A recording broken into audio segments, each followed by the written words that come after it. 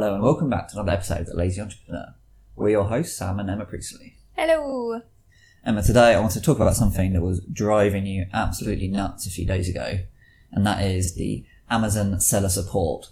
So that's their customer service for people trying to sell on Amazon. Wah! Yeah, you were mental, weren't you? You were trying to upload a video to our item, one of our products. Yeah. And you just couldn't work out how to do it. And then when you tried to get in touch with customer service, you just couldn't. You didn't even get to the point where you'd send them a message. No, I couldn't. To deal with them. I couldn't do it. I asked you for help like maybe 4 times, and even after all the help, I still couldn't do it. That's because if you're selling on Amazon, their customer service, their seller support, and their dashboard that you use, Amazon Seller Central, is absolutely garbage. It is so bad. There's so many problems with it, and they try their best to stop you ever talking to a person who can solve your problem. Yeah. So this is normally how any issue would go. Is it's something you want. It could be anything. It could be changing something on one of the items you're selling. It could be dealing with a bad review or some bad feedback. It could be trying to get permission to sell a new category. Whatever it is, you eventually realise that the website just isn't letting you do it. Maybe you've updated on the website and just nothing's happened. Yeah. Maybe the button just doesn't work. That's the problem we had selling alcohol, is to apply for permission to sell alcohol, there's a set button you need to press, and the button just didn't work. Yeah, which is crazy. I thought Amazon was going to be, because it's one of the biggest tech companies in the world, it was going to be a really good experience from a seller point of view. Everything would work. Yeah. Yeah, no, it wasn't at all. Their customer service for buyers and their website for buyers is great. Everything on the seller side is really bad. And it's kind of this cobbled together different systems, all of which work slightly differently, and none of which really interact properly. So whatever your problem is, you're going to have to get in touch with customer service. Chances are the first person you get put in touch with will have no way to deal with your problem. They won't have the know-how. They might not even understand your language properly. Then it'll need to be escalated, which might happen, or you might just end up going to another person who doesn't have the authority or the know-how to deal with your problem. And that just keeps on going. And then maybe eventually you sort the problem, but what will probably happen is you sorted it in one place and it won't work in somewhere else. So if you're selling in the UK and Germany, it'll work in the UK and not in Germany. Or the US and the UK, it'll work in one of them, and you'll just have to do the whole process all over again. Yep. It's an absolute nightmare. And that is if you can get in touch with someone, because if you go to the help centre, it doesn't actually let you just get in touch with some customer There's support. lots of barriers to go through to actually get to speak to someone. There's lots of barriers to go through, and you kind of have to know your way around the website. Because basically what it does is you go to the help section, and then it brings up a search box, which then you search, and it gives you all their little tutorials. And it's only once you've searched through there that another option on a page kind of behind it appears, which then lets you actually talk to the customer service. Well, so you need to close that, and you go over there, and then you need to choose the right thing to click on, and the categories are never really correct. And anyway, absolute nightmare. And that is if you can get into the dashboard to begin with, because a lot of people, when they try and set up an account with Amazon to begin with, just get that they can't. They'll open an account and they'll get a message saying, we have reviewed your account and decided you can't have an account with Amazon. And then that's it. There's no information as to why. Wow. And there's no one to talk to about how to fix it. yeah. Right, what do you do with that? So an example of that is we sell in lots of different countries. We got an email, inviting us to open in Australia. You're talking about the table tennis bats. This is my table tennis business, yeah. So we got an invitation to open in Australia. So when I opened the account in Australia, and then a few days later, got an email saying your Amazon Australia selling privileges have been removed. Please ship any open orders, and then please provide us with the following documents: utility bill, a business likeness, your business license, and invoices for any listings we've got. Well, this is a brand new account, so there's no listings. There are no open orders to send, but that's alright. So send the utility bill, send the business line. Yeah, and that sounds quite straightforward. we have no active listings opening, blah, blah, blah, blah. Next day, another email comes back. Dear Sam Priestley, we have received your submission, but do not have enough information to reactivate your account at the time. Please send us the following. Greater details on evidence or explain and demonstrate how your account has complied with our policy. What does that mean? Yeah, what does that mean? What policy? What policy? What do they need more detail What do they need on? more details of? So again, reply back, it's a brand new account. I haven't done nothing's happened yet in order to be able to Get to this stage. to have any issues with your policy. Hear all the stuff again. Blah, blah, blah. Same email again. Eventually, finally get a new email. Hello, your seller account still remains deactivated. Your listings have been removed. Funds will not be transferred. Please ship any open orders. Why is this happening? This decision was made after reviewing both your account and the information provided. We may not respond to any further emails of this issue. What? So, replied again, what's the problem? I was invited. You asked me to do this. What's the issue? Next email I got back. Hello, this email address is not associated with a Seller Central account. Please write to us from an email address registered with Seller Central. So, you kind of get the idea. Yeah, it's going round and round in circles. And eventually you do get these issues sorted. And that's kind of what I want to talk about is what can you do? What can you do if you're literally banging your head against the brick wall? Yeah. It's not like, I got so many examples of this. So it's like, another example is occasionally Amazon will just change the title of your listing. So your product. So one thing they did is they just put a random open bracket. So the listing was whatever, like a Pipe House Gin, Earl Grey and Cucumber, 70cl. They just put a random square bracket in the middle of a word, a really obvious spelling mistake. Yeah, makes it look really unprofessional. Makes it look so unprofessional. So you get in touch with them, blah blah blah. Sorry, we cannot change this. Why Get in not? touch again, blah blah blah. Same email back. Stop template. Sorry, we cannot change this. Get in touch again. Please send us evidence as to why the name should be changed. What does that mean? And you just keep going round in circles until eventually you get it sorted. So how do you eventually get the stuff sorted? Yeah. What do you turn to? I would just ask you. Yeah, or slam your laptop shut like you did the other day. And give up. Walk away. Decide that whatever the issue isn't worth Isn't fixing. worth my time. Isn't worth the hassle of fixing. Yeah. It's the way the seller support works is that you're not given just one person you deal with. So when you send an email to them, someone will reply, maybe ask you some questions, and you can reply to that. But then that gets given to a different customer service rep who's got no idea what's come before. So that has its disadvantages and it also has some advantages that you can play to. So the main disadvantage is it's not like you could ever win an argument with them. You never tell them they're being stupid. But the advantage is it means you can just keep sending basically the same email again and again and again. Yes. Until you get the problem solved. Yes. So what I generally do, instead of bothering to follow on the same chain. Yeah. You just keep opening new cases. I keep opening new cases with whatever the issue is. It'll be something like, please change this title because it's obviously a mistake. Yeah. That shouldn't be there. Or please change these images because we've got better ones. Whatever. Yeah, make it really simple. The first 4 or 5 will maybe say they can't do it, or they'll ask for other information, other proof, or they'll totally misunderstand what you're talking about. But then eventually you'll get through to someone who kind of knows what they're doing. So that's one solution. Just keep banging your head against. So spamming them, basically. Basically spamming them. Now that might take a long time. Yeah. Because it might be that whatever you're asking, the first person can't deal with. Yeah.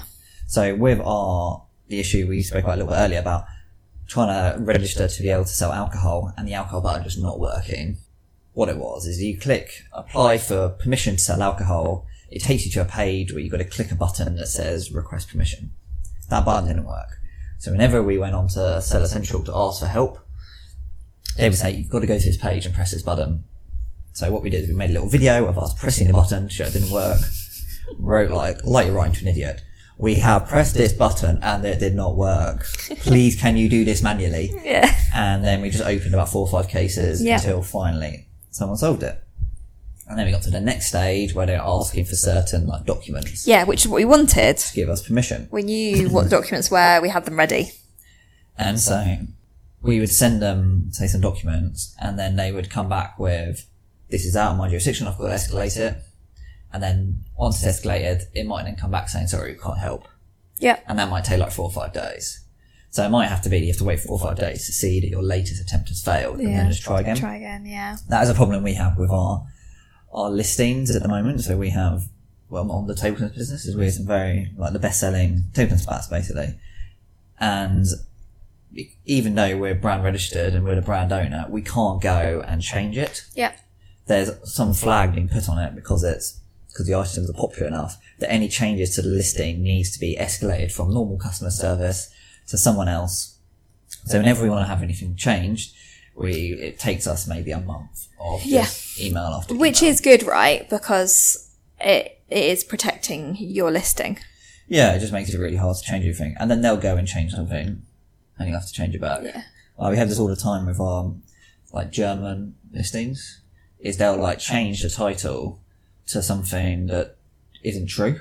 Like, so for instance, we're selling our Paleo table tennis bat, Paleo Expert version 2 table tennis bat. We got it professionally translated, it's correct. And they will change it to 2 Paleo table tennis bats for experts. But that is not the same thing at all. No, and it's not the same product as well. Yeah. And then it means when people get their 1 bat instead of 2 when they order it. So anyway, like these are all the issues that you have with Amazon, and we just have to keep spamming them and then just be sure to check.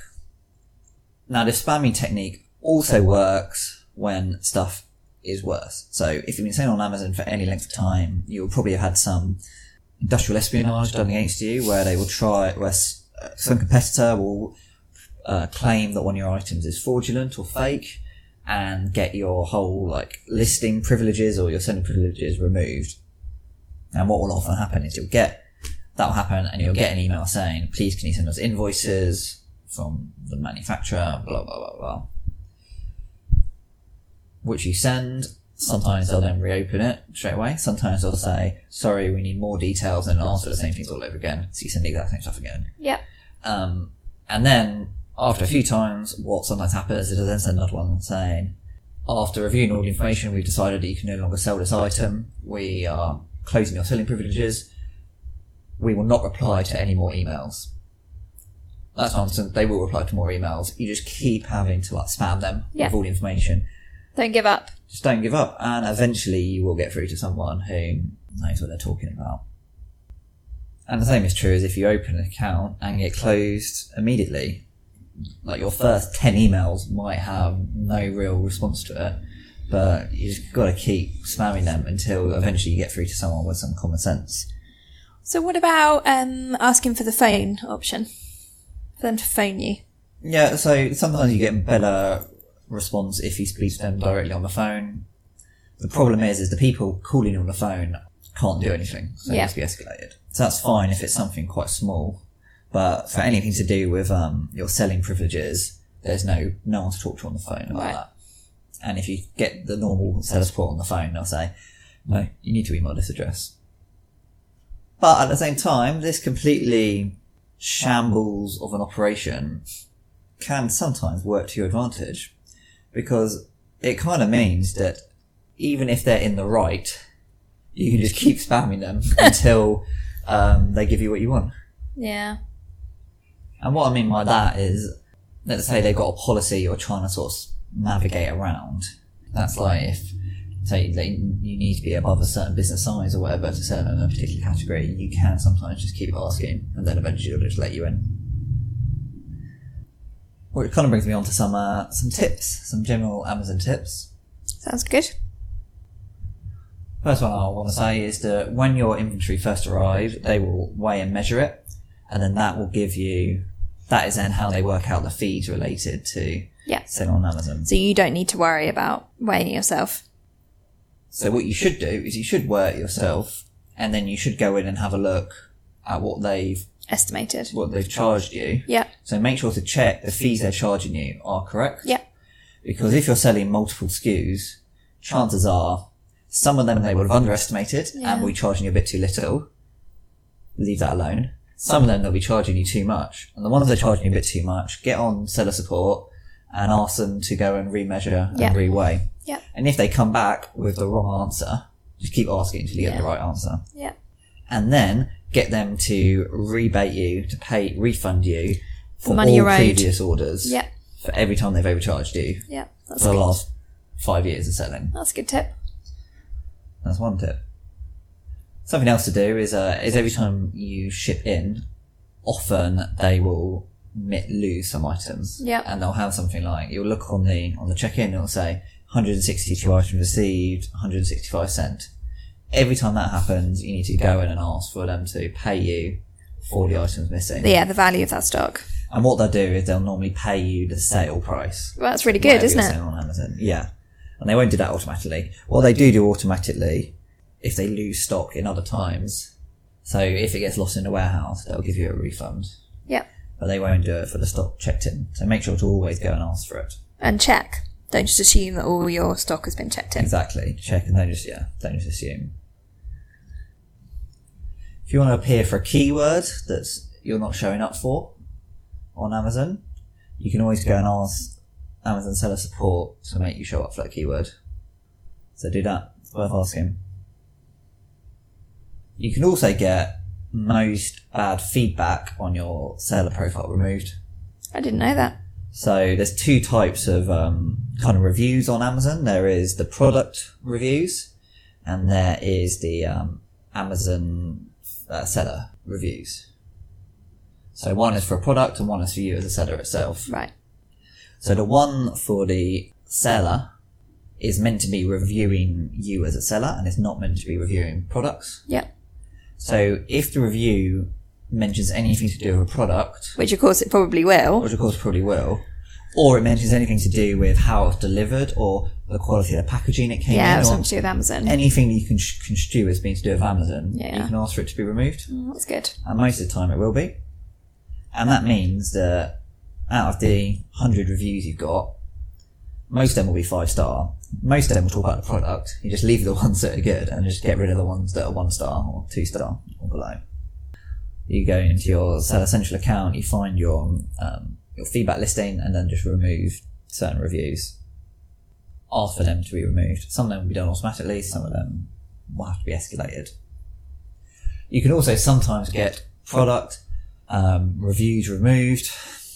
That again is a bit of a spamming operation where you just got to keep opening new cases with Seller Central to get stuff removed. I mean, I don't really bother with that because I don't really believe in like review manipulation, but I know a lot of our competitors do and will get bad reviews removed. But it's a lot of work. Something else you should always have is if you're selling a private label product, you should build a website for your brand.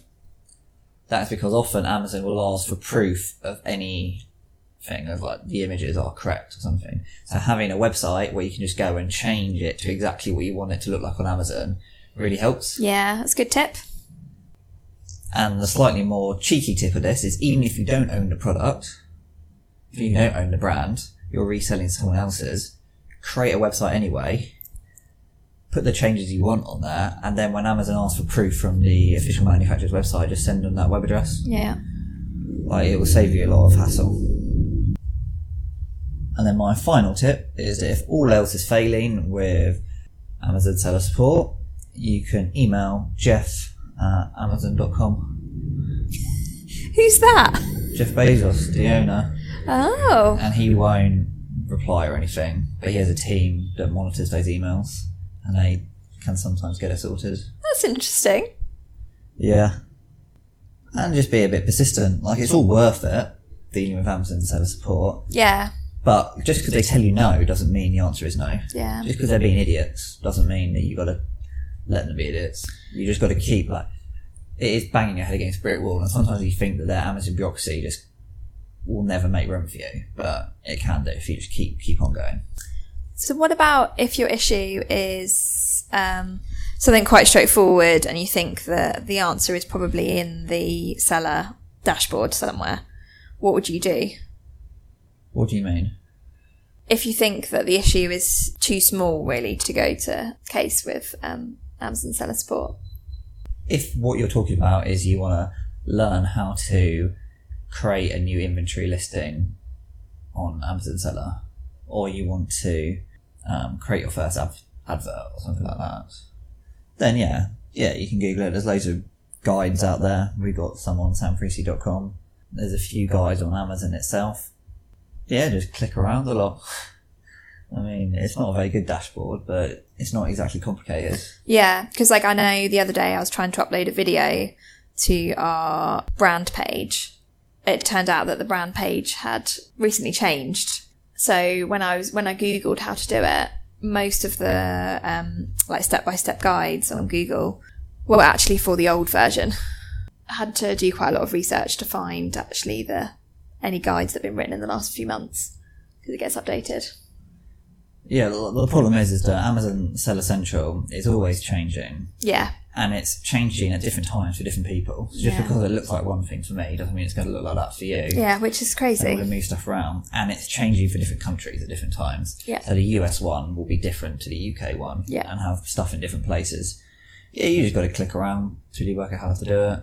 And then if you can't find it, go on Seller Support and ask them to do it. Like, it's not very good. Get around it somehow.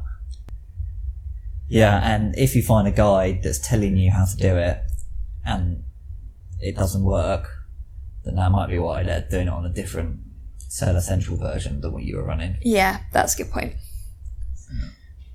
Just before we finish, I want to talk a little bit about brand registry. If you private label, then there's this thing called brand registry, which is meant to give you more control over your product listing and stuff. And in some respects it does work, and in other ways it doesn't work. So what it's meant to do is you register for brand registry. That then gives you control of that brand and means that theoretically you should be able to kick off hijackers, so people selling fake versions of yours. It should give you sole control over the listing and what gets written on the page, so people can't change it. It should give you enhanced brand content, which means your own kind of website inside Amazon and control over the listing page. And what kinds of documents did you need to prove that you were the brand owner? So, say in the UK. So brand registry, there's two of them. There's the European one and there's the US one. In the European one, you need a European trademark. Yeah. In the US one, you need a US trademark. If you're brand registered in the UK, you can use your UK brand registry on Amazon USA. That's good. And so it like supersedes. And if you're brand registered in Amazon USA, you can use that for your listings on Amazon UK. You just need to hassle Amazon customer support to get it to accept it. Yeah. And to do that, you need to get a trademark. A trademark is easier to get in the UK than it is in the US. So you can just do it yourself in the UK. We'd probably have to pay a trademark representative quite a lot to do it for you in the US. Good tip. But it doesn't really work that well. So you can't kick off, just because you're the brand owner means you can't kick off people trying to sell a fake version of your product. So if someone comes along and starts selling a fake version of your product, what you have to do is harass them either on the Amazon normal messaging system to try and get them to remove it, or you need to buy one of their products, take pictures of it, report it to Amazon as being fake, and then send it back and get a refund. And you might need to do that a couple of times. That's a good tip. Yeah, it's a real pain in the arse. But then it is something practical. I feel like in that situation, you're actually doing something rather than just sending emails. Yeah, there is some practical stuff you can do. Yeah. If it keeps on happening, you can try and get your listings gated. Basically, get Amazon to say that no one can sell on your listings but you. Wow. How Which did you is do quite that? hard to do. Yeah, that sounds Yeah. official. Yeah, that's quite hard to do. Again, like, just a lot of Hassle. harassing. And hassling. going back to that, buying the fake product and taking photos of it, could you also go on their product listing and say, this is a fake version of my product? Yeah, you got As a review. You got to be a bit careful. If Amazon thinks you're just trying to manipulate the Competition. competition, Yeah. they could get you kicked off for that. Yeah. Yeah, that's a good point. So I would not recommend doing that. There's a lot of kind of black hat stuff that people do on Amazon that you probably shouldn't, such as buying fake reviews and leaving fake bad reviews on your competitions. Competitors. Yeah. Like, don't do that.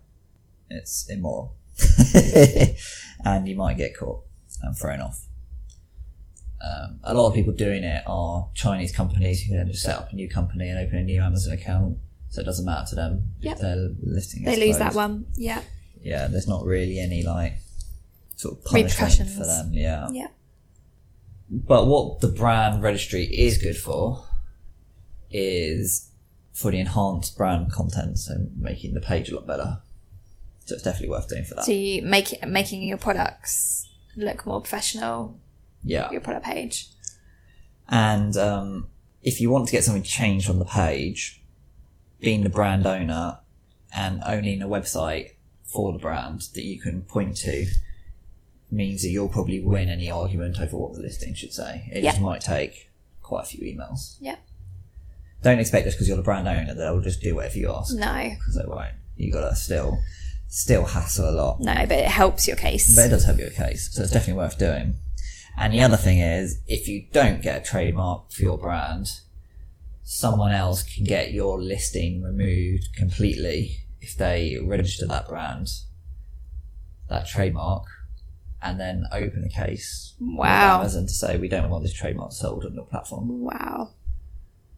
And they can just get the whole listing closed altogether. That's terrifying. So competition might try and register the trademark of their competitors.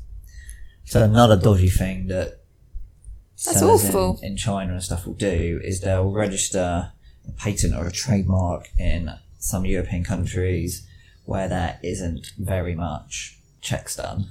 So you might have a trademark in UK, Yeah. or they'll go and register it in some other random European country Yeah. where you don't have a trademark, and then they'll use that to try and get your listing removed on Amazon. And with that, you can normally get it back, but it Yeah. might mean your listing is down for a month or something. Yeah, and you're losing sales. Yeah. Like, these are all issues that only really come with success. Yeah.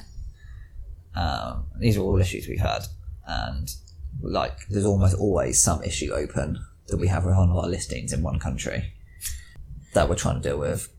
Like, it's just a constant putting out fires, but there are only problems you get with success.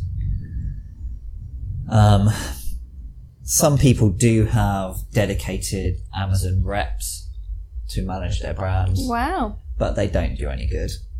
Like, they still don't have the power to, let's say your listing gets removed for an inauthenticity complaint, they can't get it reinstated, for No. instance. So you still need to go through the normal channels. So it might sound great having one of those, but it doesn't really add anything to your brand. Would you ever consider paying someone to deal with Amazon Seller Support? You can hire someone to do it. I wouldn't get a consultant. So there's lots of consultants who, they will get your account reopened. They will try and get your listing back on. Well, They yeah, will those are the get- claims. Yeah. Yeah. And all they're doing is everything I've just told you here. Yeah. Like, they don't have any extra in that we don't have. Yeah. So if you're trying to get a hijacker removed from your listing, what they'll probably do is they'll send a very legalistic style letter to the other seller, an email. Might buy a product and try and take some pictures of it.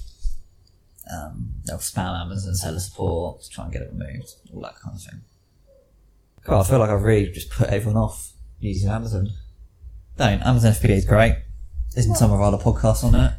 Well, Read no, our guide on it. It's been honest about the issues, and you've had a lot of issues because you've had a lot of successes. Yeah, and don't be put off by the first issue you hit, But I think because the they can be point solved. the point in the podcast is that it's not that you're doing something wrong if you can't make Amazon work.